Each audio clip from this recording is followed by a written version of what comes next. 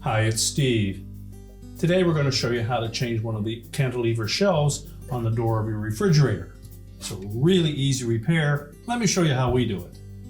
Now, to change the bin on your door, we're simply going to open it up completely. If the old one is still in place, lift all the way up on it, pull it out and discard it.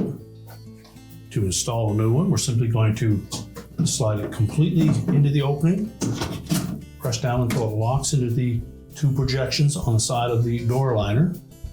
Now, to prolong the life of that bin, we suggest that when you take it out to clean it, allow it to come to room temperature and wash it only in lukewarm water and dish detergent. As well, make sure that your crisper drawers are pushed firmly back into place when you close your door, and try not to overload that bin.